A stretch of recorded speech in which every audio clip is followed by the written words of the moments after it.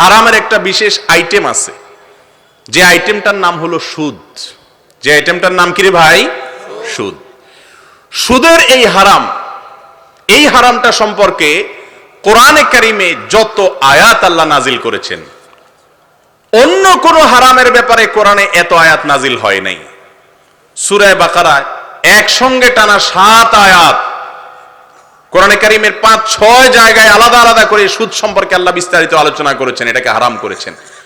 আপনি শুকরের গোশত খাইলে যে অপরাধ হবে, যে গুনাহ হবে, কবিরা গুনাহ, সুদ খাইলেও কবিরা গুনাহ হবে। সুদের কারবার করলে, সুদ নিলে সুদের কারবার করলে সেরকম গুনাহ হবে। কিন্তু শুকর খাওয়া হারাম আল্লাহ তাআলা বলে দিয়েছেন, শেষ। আর সুদের ব্যাপারে দেখেন আল্লাহ রাব্বুল আলামিন বলেছেন, যারা সুদের কারবার করো ফাআযানু বিহারবিন মিনাল্লাহি ওয়া রাসূলিহি, তারা আল্লাহ এবং তার রাসূলের বিরুদ্ধে যুদ্ধের জন্য প্রস্তুতি গ্রহণ করো। যুদ্ধের প্রস্তুতি আল্লাহর বিরুদ্ধে। কোন অপরাধ, কোন গুনাহ, কোন পাপ, কোন হারাম এরকম নাই যেই হারাম কাজ করার পর আল্লাহ বলছেন কোরআনে, যে বান্দা এই হারাম কাজ করলে আমার বিরুদ্ধে যুদ্ধের প্রস্তুতি নাও। সুদ এমন একটা হারাম কাজ, এর বিরুদ্ধে আল্লাহ তাআলা এমন সত্য কথা বলেছেন।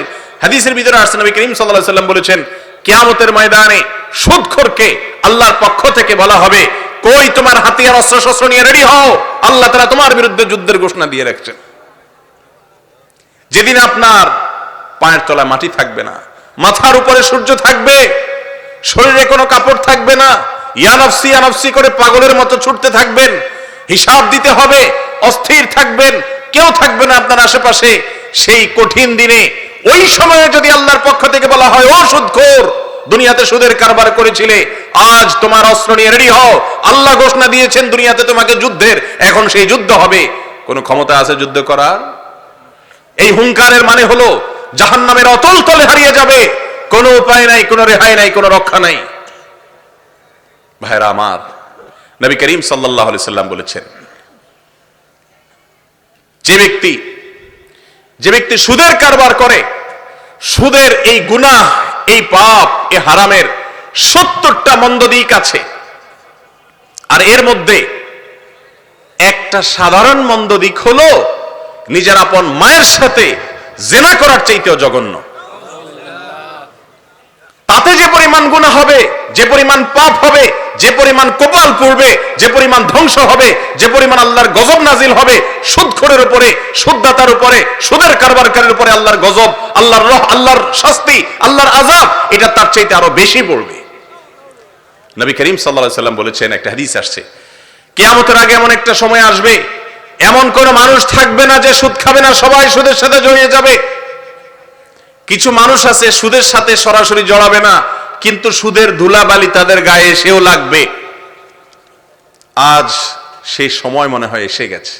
কারণ আপনি দেখেন গোটা পৃথিবী, আজকের এই দুনিয়া, আজকের এই সভ্যতা দাঁড়িয়ে আছে সুদের উপরে। সুদ ছাড়া কোনো ব্যবসা করা যায় না, কোনো ইম্পোর্ট করা যায় না, কোনো এক্সপোর্ট করা যায় না, কোনো বড় কিছুই করা যায় না সুদ ছাড়া। গোটা দুনিয়া, গোটা পৃথিবী সুদের উপরে দাঁড়িয়ে আছে। কারণ মানব জাতির সবচেয়ে বড় শত্রু ইবলিস। আল্লাহ কোরআনে বলেছেন, সে তোমাদের শত্রু, আদুউম মুবিন, স্পষ্ট শত্রু। ইবলিসের সাথে আমাদের যে শত্রুতা, সেটা কি নিয়া? জান্নাতে যাওয়া নিয়া। আমাদের বাবা, আমরা যার সন্তান, আমাদের আদি পিতা আদম আলাইহিস সালাম কোথায় ছিলেন? জান্নাতে। সেখান থেকে বের করছে কে? এই ইবলিসে। আর ইবলিস বের হইতে হয়েছে কার কারণে? আদম আলাইহিস সালামকে সিজদা দেওয়া না দেওয়ার কারণে। এরপর থেকে ইবলিস, কোরআনে আল্লাহ তাআলা ঘোষণা দিয়েছেন, ইবলিসের ওয়াদার কথা আল্লাহ জানিয়েছেন কোরআনে, যে ইবলিস বলেছে, যেহেতু আদমের কারণে আমাকে জান্নাত থেকে বের হইতে হয়েছে, আমি প্রতিজ্ঞা করতেছি যে আমি সিরাতে মুস্তাকিমে বসবো এবং তাদের প্রত্যেককে, আদমের প্রত্যেকটা সন্তানকে ধরে ধরে জাহান্নামে নিব। এজন্য কোন পাপ গোটা পৃথিবীতে ছড়িয়ে দিলে, কোন পাপের উপরে গোটা সভ্যতাকে দাঁড় করিয়ে দিলে আদম সন্তান সবচেয়ে বেশি জাহান্নামে যাবে, এটা আমরা না জানলেও ইবলিস ঠিকই জানে। এই জন্য সুদটাকে এমন ভাবে ব্যাপক করে দিয়েছে, আজকে সুদ ছাড়া মানুষ কল্পনাও করতে পারে না। ঠিক না বেঠিক? ভাইরা আমার, যারা সামান্য লাভের জন্য, গ্রামে গঞ্জে দেখা যায় বিভিন্ন এনজিও, বিভিন্ন ছোট খাটো সমিতি, ক্লাব, এটা সেটা বিভিন্ন প্রতিষ্ঠান মানুষকে সুদ দেয়। তারা বলে স্বাবলম্বী করতে চায়। এটা স্বাবলম্বিতা না, এটা হলো দুনিয়া আখিরাত দুইটাকে গজব করা এবং ধ্বংস করা। আপনি বলবেন যে নবী করিম সাল্লাল্লাহু আলাইহি সাল্লাম বলেছেন, ইজতানিবু আস-সাবআল মুবিকাত, এমন 7টা অপরাধ থেকে তোমরা বেঁচে থাকবা যেগুলো মানুষকে ধ্বংস করে দেয়, শেষ করে দেয়, ধ্বংস করে দিবে। সেই 7টা ধ্বংসাত্মক অপরাধের মধ্যে একটা হলো সুদের কারবার। সুদের কারবার এটা মানুষকে ধ্বংস করে দেয়।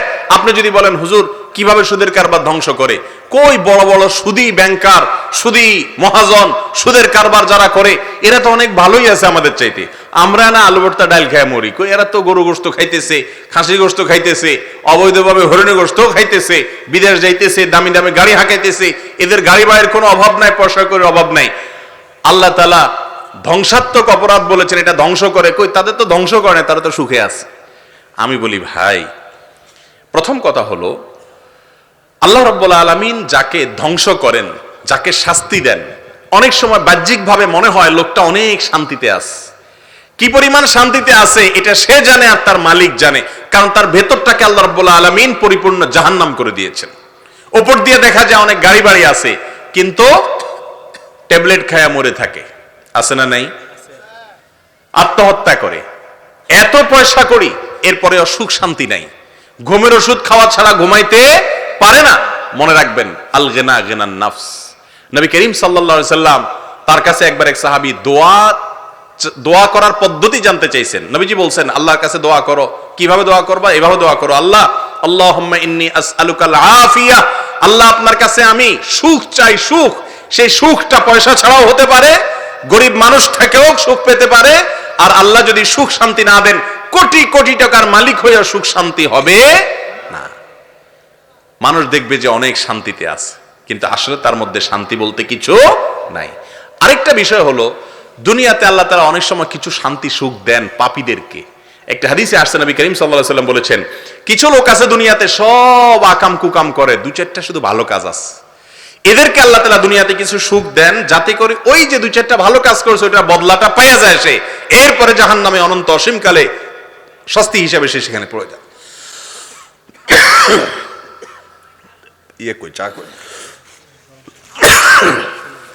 আর এর বিপরীতে কিছু লোক আছে যাদের সারা জীবনে সব ভালো কাজ, কিন্তু এরপরে মানুষ হিসেবে কিছু গুনাহ হয়ে গেছে। যেহেতু কিছু গুনাহ হয়ে গেছে, এজন্য আল্লাহ রাব্বুল আলামিন তাদেরকে ভালো হওয়ার পরেও দুনিয়াতে কিছু কষ্ট দেন। আছে না অনেক নেককার মানুষ, লোকটা এত ভালো, 5 ওয়াক্ত নামাজি হওয়া কালে চলে, তারপরে তার অসুখ বিসুখ, বিপদ আপদ দেখা যায় কি যায় না। নবীজি সাল্লাল্লাহু আলাইহি সাল্লাম বলেছেন, এইরকম ব্যক্তিকে আল্লাহ রাব্বুল আলামিন দুনিয়াতে কিছু বিপদ আপদ কষ্ট দেন, ওই যে কিছু গুনাহ হয়েছে সেগুলো কাফারার জন্য, যাতে করে সে মৃত্যুর পর অনন্ত অসীমকালের নিরঙ্কুশ সুখ আর শান্তি জান্নাতে ভোগ করতে পারে। তাহলে যারা সুদখোর, এদেরকে দুনিয়াতে একটু যদি শান্তিতে দেখেন, এটা আসল এবং প্রকৃত শান্তি না। সমস্ত অপরাধের শাস্তি আল্লাহ জাহান্নামে দিবেন, তাই না? কিয়ামতে বিচার হবে, তারপরে যায় শাস্তি হবে, তাই না? সুদের এই অপরাধ এত জঘন্য, জাহান্নামের শাস্তি তো আছেই, দুনিয়াতে মৃত্যুর সঙ্গে সঙ্গে আলমে বারজাখে যদি সে কবর থাকে, কবরে বা তার দেহাবশেষ যে অবস্থায় থাকুক, আলমে বারজাখে তার রুহের, তার শরীরেও শাস্তি হতে পারে। নবী করিম সাল্লাল্লাহু আলাইহি সাল্লাম তার বিবরণ দিয়েছেন, তাকে আল্লাহ তাআলা দেখিয়েছেন। নবী করিম সাল্লাল্লাহু আলাইহি সাল্লামকে দেখিয়েছেন মেরাজে যে এক ব্যক্তিকে জাহান্নামের লাল রক্তের মতো, পানি না, সব রক্ত, এর মধ্যে এক ব্যক্তি হাবুডুবু খাচ্ছে। যখন সে ক্ষুধার্ত হচ্ছে, একটু খেতে চাচ্ছে, কোন এক আযাবের দায়িত্বে নিয়োজিত ফেরেশতা পাথর ছুঁড়ে তার মুখের উপরে মারছে। দুনিয়াতে সুদ খেয়েছো, এখন রক্তের সাগরে হাবুডুবু খাও আর পাথর খাও, এখানে ডুবে মৃত্যু হবে না, শুধু কষ্টই বাড়তে থাকবে। আল্লাহ তাআলা আমাদের সবাইকে পানাহ দান করুন, মুক্তি দান করুন। ভাইরা আমার, সুদখোরের ভয়াবহ পরিণতি সম্পর্কে নবী করিম সাল্লাল্লাহু আলাইহি সাল্লামের যে সমস্ত হাদিস আসছে, সে সমস্ত হাদিসগুলো যদি বলতে যাই অনেক সময় লেগে যাবে। শুধু এটুকু বলি আপনাদেরকে, ভাইরে, কোরআনে কারিমে এবং রাসূল আকরাম সাল্লাল্লাহু আলাইহি সাল্লামের হাদিসে অন্য কোন হারামের ব্যাপারে এত কঠোরতা আসে নাই, এত শক্ত কথা বলা হয় নাই যত শক্ত কথা বলা হয়েছে সুদের ব্যাপারে। কিয়ামতে বিচার হবে, তারপরে শাস্তি হবে, সেটা তো পরের কথা। মৃত্যুর সঙ্গে সঙ্গে বারজাখ থেকে শাস্তি শুরু হচ্ছে।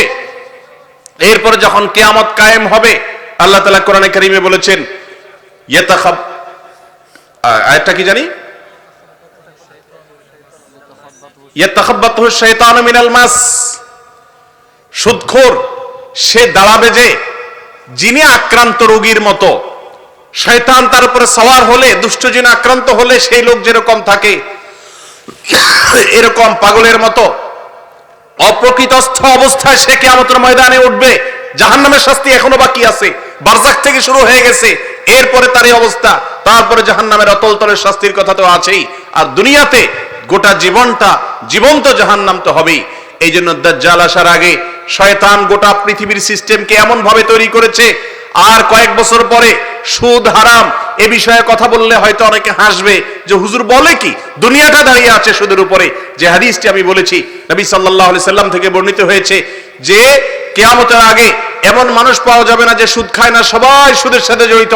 একটা বাড়ি করলে সেও সুদের লোন নেয়, একটা দোকান করলে সেও সুদের লোন নেয়, দুইটা গরু কিনলেও কোন এনজিও থেকে সুদের লোন নেয়, সবকিছুতে সুদ ছাড়া আর কিছু নেই। এই সুদের কারবার করতে করতে গোটা সমাজ সুদে ছেয়ে যাবে। কিছু লোক আছে হক হালালি চলবে, সুদ খাবে না, কিন্তু তারাও বাঁচতে পারবে না, তাদের গায়েও সুদের আপনার ছিটা ফোটা এসে পড়বে। বলে কেমনে? ধরেন কথার কথা, এই যে মাইকে আমি ওয়াজ করতেছি, এই মাইক যে কোম্পানি আমদানি করছে, সেই কোম্পানি আমদানি করার সময় কোন সুদী ব্যাংকের মাধ্যমে, সুদের চুক্তির মাধ্যমে এটাকে হয়তো আমদানি করছে। আপনি হয়তো এটাকে হালাল টাকা দিয়ে কিনছেন, কিন্তু এই জিনিসটা যে ব্যক্তি আনছে সে কিন্তু এটাকে হারাম টাকা দিয়ে আনছে। আপনি নিজে হারাম দিয়ে আনেন না, এই জন্য আপনার গুনাহ হবে না, কিন্তু যেহেতু এর সাথে সুদের সম্পর্ক আছে বা সুদ এর সাথে মিশে গেছে, অতএব এর একটা কুপ্রভাব আপনার উপরে পড়বেই পড়বে। কথা কি বুঝাতে পারছি? হারামের কুপ্রভাব মানুষের উপরে পড়ে। ধরেন আপনি ভুলে আপনার হাতে ছুরি দিয়ে আপনি হাত কেটে ফেলছেন, এর কারণে গুনাহ হবে না। ইচ্ছাকৃত কাটলে গুনাহ হবে, আত্মহত্যা করে যেরকম গুনাহ, ইচ্ছাকৃত নিজেকে নিজে কষ্ট দেয়া গুনাহের কাজ, পাপের কাজ। কিন্তু ভুলে কেটে গেছে, এই জন্য আপনার কোনো শাস্তি হবে না, অপরাধ হবে না, গুনাহ হবে না, যেহেতু ভুলে হয়েছে। কিন্তু এর ফলে, কাটার ফলে আপনার যে ক্ষতি হবে সেটা কি ঠেকানো যাবে? যাবে না। আজ আমরা ইবাদতের স্বাদ পাই না, কারণ চতুর্দিকে সুদ আর সুদ, গোটা সভ্যতা সুদের উপর দাঁড়িয়ে আছে। আল্লাহ তাআলা আমাদেরকে সুদ মুক্ত জীবন যাপন করার তৌফিক দান করুন। আমি জানি এই সমস্ত এলাকাতে, গ্রামে গঞ্জে অনেকে আপনারা আছেন সুদের কারবারের সাথে জড়িয়ে আছেন। ভাইরা আমার, আপনার মালিক যার কাছে আপনাকে যেতে হবে, সে মালিক বলছেন, ওয়াযারু মা বাকিয়া মিনার রিবা। এই ইমানদাররা যারা সুদের সঙ্গে জড়িয়ে গেছো, এখন জানতে পেরেছো, বুঝতে পেরেছো আল্লাহ এটাকে হারাম করেছেন, ভয়াবহ অপরাধ, দুনিয়া আখিরাত সব গজব হবে, ধ্বংস হবে, তাহলে খুব দ্রুত এখনই তুমি সুদের কারবার থেকে সরে আসো। ভাইরা, সুদের সিস্টেমটা হলো, যারা সুদের বড় বড় মহাজন, এরা কখনো গরিব হয় না, এরা আরো ধনী হতে থাকে। আর গরিব যারা লোন নেয় সুদের, এরা ধ্বংস হতে হতে, আখেরাত তো আখেরাত, দুনিয়ায় বেশিরভাগ লোকের ধ্বংস হয়। কিছু লোক হয়তো ধ্বংস বাহ্যিকভাবে হয় না, কিন্তু অন্তর্নিহিতভাবে ঠিক তারাও ধ্বংস হয়। আপনি দেখেন, কোন প্রতিষ্ঠান থেকে সুদ মিয়া শেষ পর্যন্ত ঘরের টিনে চাল সুদ্ধা বিক্রি করা লাগছে, আছে না নাই? জমি জমা বেচে শেষ, আছে না নাই? কিন্তু মহাজন যেগুলো সুদ খায় বসে বসে, এদের কিন্তু পেট আস্তে আস্তে আরো বড় হয়। ঠিক না বে ঠিক? কারণ সুদ মিয়া, সুদের লোন নিয়ে আপনি একটা কাজ করলেন, ব্যবসা করলেন, ছেলেটাকে বিদেশ পাঠাইলেন, সেই সুদের লোন নিয়ে আপনার 2 পয়সা লাভ হোক বা না হোক, মহাজনকে সুদ দিতে হবে কি হবে না? কথা ঠিক কিনা? আপনি ব্যবসা করতে পারেন আর না পারেন, তারটা তাকে ঠিকই আগে দিয়ে রাখতে হবে। তো সেইটা যদি হয় তাহলে তার লাভটা নিশ্চিত, আপনার লাভটার কোনো ভরসা নাই। তো এইভাবে আজকে গোটা পৃথিবীতে দেখবেন সম্পদ অল্প কিছু মানুষের কাছে, সম্পদ অল্প কিছু মানুষের কাছে, সবাই তাদের গোলাম। বড়লোক হাতে গোনা কিছু, গোটা দেশের সম্পদ বেশিরভাগ তাদের, আর বাকিরা তাদের দাসানুদাস মাত্র, তাদের হাতে জিম্মি সব। এইভাবে হইতে হইতে কিয়ামতের আগে এক ব্যক্তির হাতে সব জিম্মি হবে, তার নাম দাজ্জাল। তার নাম কি রে ভাই? দাজ্জাল। তো আস্তে আস্তে আমরা এই সুদি ব্যবস্থার কারণে মহাজনদের কাছে আমরা আস্তে আস্তে জিম্মি হয়ে যাচ্ছি। যাই হোক, সেটা উচ্চমার্গীয় বিষয়, কিন্তু আমরা সাধারণ মানুষ, আমরা হারাম থেকে বেঁচে থাকবো, কারণ আল্লাহর কাছে আমাদেরকে হারাম থেকে বেঁচে থাকার ব্যাপারে জবাবদিহি করা ছাড়া কোনো উপায় নাই। হারাম থেকে বাঁচার চেষ্টা করবো তো ইনশাআল্লাহ। আল্লাহ তাআলা আমাদের সবাইকে সুদের এই হারাম কাজ থেকে, ভয়াবহ কাজ থেকে তওবা করার তৌফিক দান করবেন না, আমিন। এই মজলিসে যারা আছেন, সুদের কারবার করেছেন, সুদি লোন নিয়েছেন, এখনই তওবা করেন, খুব দ্রুততার সাথে এটা থেকে মুক্ত হয়ে মরে যাবেন, তবুও সুদি লোন নেবেন না। সুদের এই সিস্টেম মানুষকে সেলফিশ করে, স্বার্থপর করে। ইসলাম বলে কেউ কাউকে হাওলাত দাও, এখন আজকাল হাওলাত দিবে বিনা স্বার্থে, এটা মানুষ কল্পনাও করে না। এই জন্য সুদি লোনের উপরে গোটা সমাজ নির্ভরশীল হয়ে গেছে। যদি এটা না থাকতো তাহলে মানুষকে হাওলাত দিত। আপনি বলবেন যে হাওলাত দিলে তো সে মেরে দিবে, তাহলে হাওলাত দিবে কে? এই জন্য ইসলাম বন্ধকের সিস্টেম রেখেছে। হাওলাত দেন, তার কাছ থেকে কিছু একটা বন্ধক রাখেন, যদি সে টালবাহানা করে ওইটা বিক্রি করে টাকা আপনি শোধ করতে পারবেন, শোধ নিতে পারবেন, আপনার কোনো রিস্ক নাই। কিন্তু এর মাধ্যমে মানুষের জন্য কাজ করার মতো মানসিকতা তৈরি হয়। আজ গোটা পৃথিবীটা এমন স্বার্থপর হয়ে গেছে, আমরা স্বার্থ ছাড়া নিজের মা বাপের জন্য কিছু করতে রাজি না, কাউকে কিছুই করতে রাজি না স্বার্থ ছাড়া। এই স্বার্থপরের জন্য তো জান্নাত হয় নাই। ইমানদার তো স্বার্থপর হবে না, শুধু ব্যবস্থাপনা, এই সিস্টেম মানুষকে স্বার্থপর করে। আল্লাহ তাআলা আমাদেরকে এই হারাম ব্যবস্থাপনার এই আঘাত থেকে, ভয়াবহতা থেকে আমাদের গোটা সমাজকে আল্লাহ হেফাজত করুন, বলুন আমিন। বাঁচবো তো সবাই ইনশাআল্লাহ। আল্লাহ তাআলা আমাদের সবাইকে মায়ের সাথে জেনার চাইতেও ডেঞ্জারাস যে অপরাধ, সেই অপরাধ থেকে আল্লাহ তাআলা আমাদেরকে বেঁচে থাকার তৌফিক দান করুন। আদা ওয়া উসাল্লি ওয়া উসাল্লিমু আলা নবিয়িনা মুহাম্মদ ওয়া জাযাকুমুল্লাহু খায়রা।